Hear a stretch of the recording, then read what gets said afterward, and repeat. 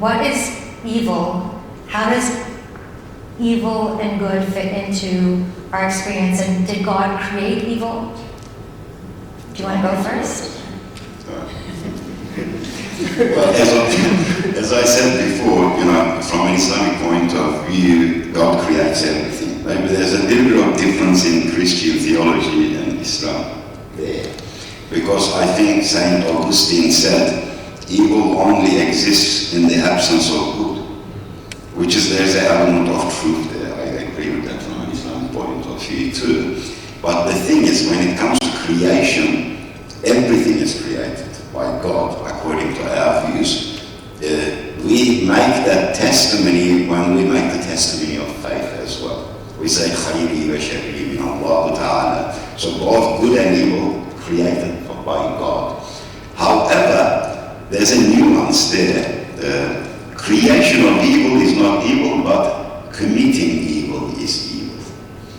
So that's the difference. It's very difficult to understand. I'll tell you what that means. God creates everything beautifully. That's what the Quran says. أَحْسَنَ كُلِّ شَيْءٍ خَلَقَ. Meaning God creates everything beautifully. Some things have apparent beauty. When you look at them, you see that beauty, like flowers, butterflies, birds. Some things are beautiful as a result, as the purpose they serve. But everything is beautiful. However, God creates things with many different purposes. Sometimes the way we use them makes them evil. So they are not created as a purpose of evil, it's how we use them. Like, for example, God creates fire. We can use it for energy, light, heat, we can cook on it.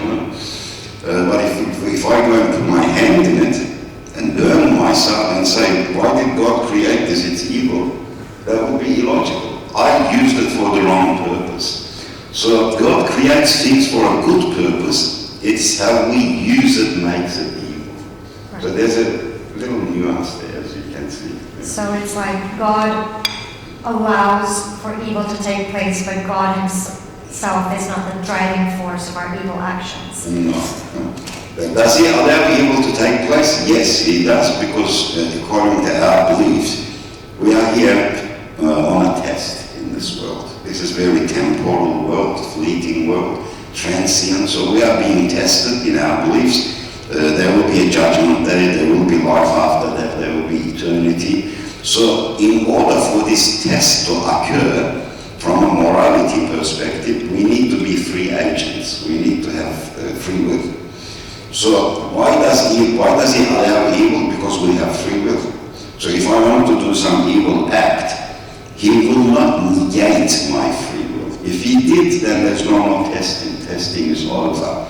That is why he doesn't negate my free will, so I can go through that test. Otherwise, I told this to one young person once, because he said, why doesn't God block these evil things? Why doesn't he just stop them?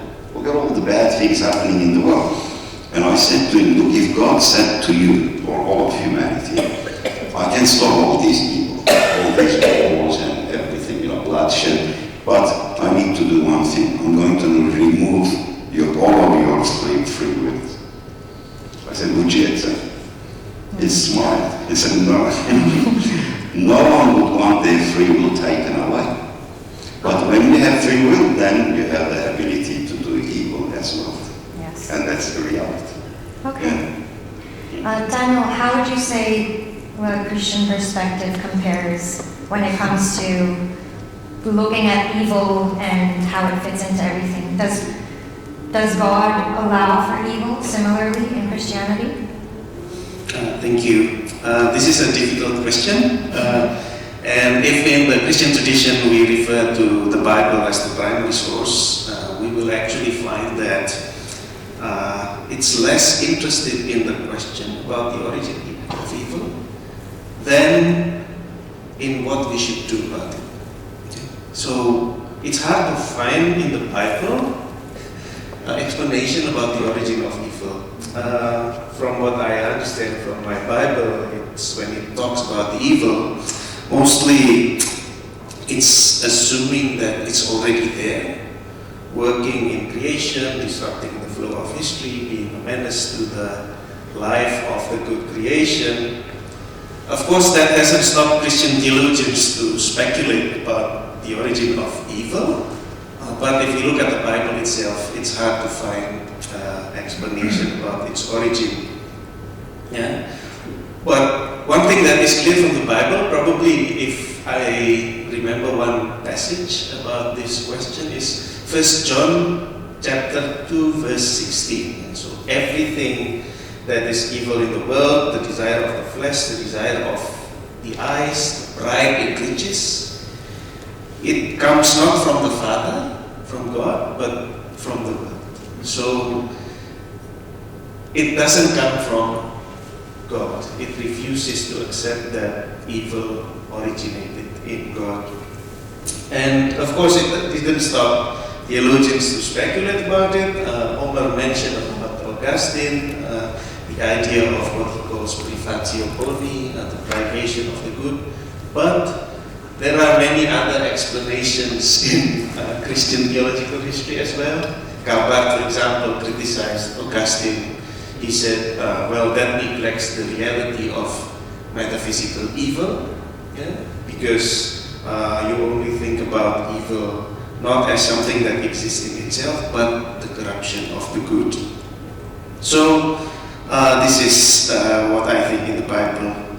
But in the popular level, if we talk about evil as well, we often probably hear about Lucifer. Yeah? Lucifer. It's very popular, which actually a name that's drawn from the Bible, from the term day star, morning star, son of dawn.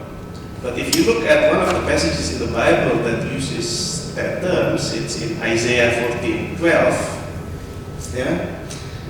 Where it is mentioned, if you look at the pericope, actually it says something about the downfall of the king of Babylon. So again, it's hard to find explanation about the origin of evil from the Bible itself.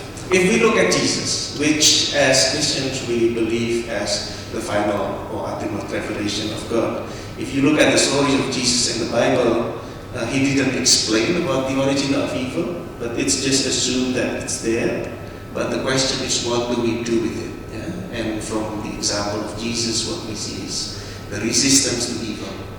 He cast out the demons, he proclaimed the kingdom of God, healed the sick, and so on. So I would say, biblically, it's more about what to do with it. Okay.